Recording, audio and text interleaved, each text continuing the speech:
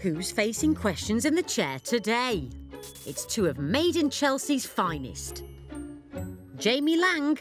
I'm like a Duracell bunny. I'm like a Labrador. Just excited by anything. And his best buddy, Spencer Matthews. I suspect I'll probably come out of this being told I'm a psychopath. Let's hope not, Spencer. But have a seat, and we'll soon find out. Are you ready to take the test? Let's go for it. I find it easy to sympathise with other people's feelings. I do, because I think it's important to sympathise with other people's feelings because we're all built differently, right? And because you feel a certain way and think a certain way doesn't mean someone else does. And you have to be open to that and understand that. So I would agree with that for sure. I find it really difficult to sympathise with other people's feelings. It's not that I'm unsympathetic. Actually, I don't know why I said that. I am very unsympathetic. One thing I cannot stand is when people fish for sympathy when they don't really need it. You know, you watch all these people now that just cry and sob and whine about absolutely anything, and I just find it so boring. So I disagree with that. I get a buzz being around other people. I love people. I think people are great. People are awesome. So, yeah, I completely get a buzz. So I strongly agree. I'll disagree with that. I don't get a buzz from being around other people. I get a buzz if I'm doing something fun, but the people have nothing to do with it. I don't think people are gullible and easy to take advantage of. I don't think people are that gullible. And also, I don't think it's right to take advantage of people. No, I'll disagree with that, because I do think people are naturally gullible, but I don't act on that as much as I used to. I have a wide vocabulary. It's wider than some people's and it's narrower than others, I suspect, but I guess I'll agree with that. No, I don't. I did, when I was at school, I went and had a dyslexic test, because I thought I was dyslexic. And I went to my English teacher, and I said, why did I fail the dyslexic test and I'm not dyslexic? He said, Jamie, it's because you're stupid. So, yeah, I don't have a good vocabulary, no. I get stressed out easily.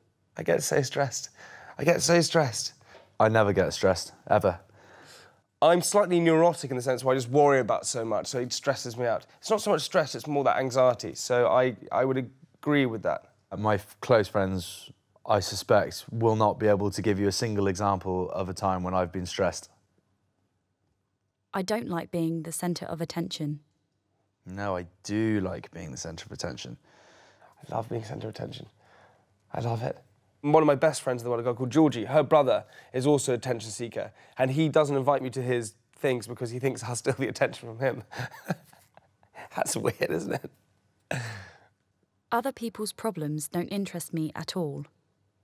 Depends what type of problem. If they have a problem that is within them or something like that, then yeah, I take note of it and listen to it. I know it sounds awful, but yeah, I will agree with that. It depends, you know, if my mother had a big problem or, you know, my best friend in the world had a problem, of course it would interest me. But, like, it's bad, but, you know, if a random stranger came up to me on the street and started telling me all about the problems that they were having in life, I couldn't care less. Sorry. I often worry about things. Always worrying. Always worrying. I never worry about anything. Well, yeah, it's about life, about situations, about whether I'm doing things right. I kind of live in, like, Disneyland. Like, nothing worries me. Nothing ever bothers me. I'm pretty relaxed. I find the easiest way to deal with people is to tell them what they want to hear. Yeah, I would strongly agree with that. I always tell people exactly what they want to hear. I strongly disagree with that. In fact, it really bothers me when people do that. Yeah, I find it easier to tell people what they want to hear than to be honest with them sometimes. It's like a little white lie. Imagine there's a cocktail party and you go around having the same conversation with 20 different people and you give 20 different people 20 different things, all of which contradict each other. I can't stand people that do that. It really bothers me, actually, when people do that. Well, that doesn't bode well for the next cocktail party. I am always forgetting where I put things. Always. Always. Where's the Sky controller gone? And then you blame everyone else. No, I wouldn't say that was the case. Unless someone moves something, I usually know where it is. I think people always take my clothes, and boxes, where do boxes go? Boxes are like always hidden, but they disappear. I don't know, where do they go? I work on the assumption most people have a nasty side which they will reveal at some point. I don't think most people have a nasty side. I don't think they do. I think people can turn nasty and people can be mean. I would naturally assume that most people had a dark side or a nasty side. So I think it's embedded within people to be nasty if they deem it appropriate. So yeah, I agree with that. It doesn't take much to get me upset. I mean, if it's a movie, like if you put on My Sister's Keeper, that beach scene, I'm all over the place. But I can get upset. I would agree. I strongly disagree with that. It takes a huge amount to upset me. Insulting me is much like pouring water onto a duck. Just slides straight off. I rarely feel down in the dumps. I'm honestly not trying to sound like the perfect kind of human here, but I just never feel down in the dumps. Life is a heart monitor, right? Okay, life is, your heart monitor goes beep, beep, beep, beep, beep, beep, like that. And that shows you're alive. If you're flatlining, you're dead. So, yeah, because I'm up and down, just, I feel, yeah, of course you do. I make people feel relaxed and at ease. Not always.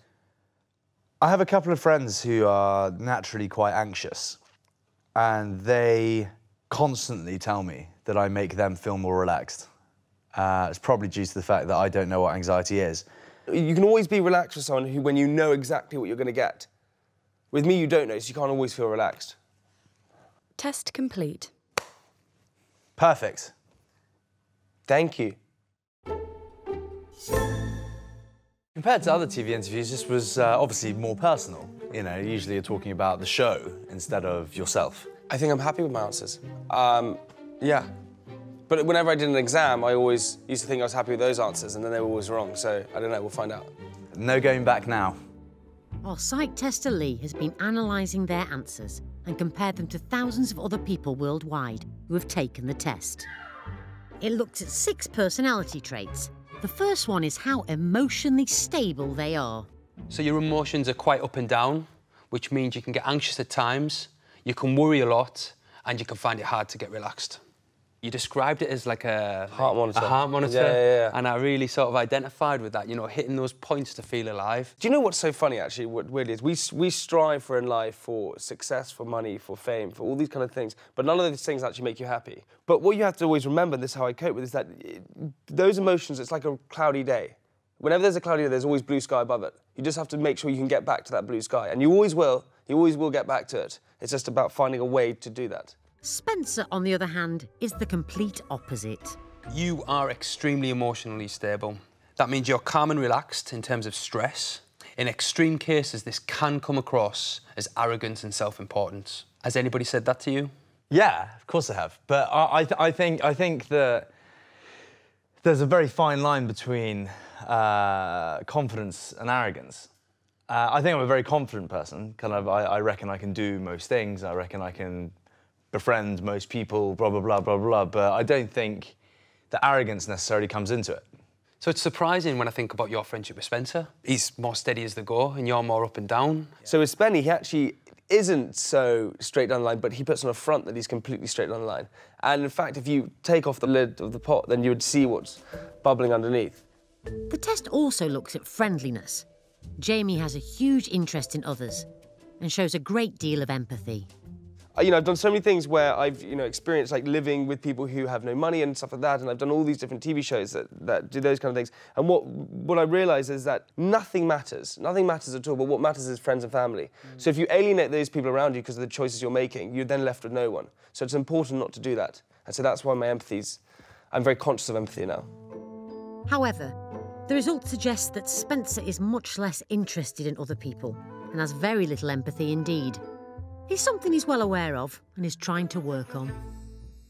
It's not a very nice thing to not have empathy, so... I'd like to have empathy. I mean, in the past, I haven't been very empathetic with people. If I'm chatting to someone who's just an anxious wreck, and I don't understand it, because I've never been anxious, it's strange, because there's no real way round talking to them about it without seeming like, well, I don't know what you're talking about, I'm better than you. You're aware of other people's anxiety, and you're trying to understand it. That's empathy. I do have a bit of empathy, I suppose, but it has come kind of more recently, I suppose.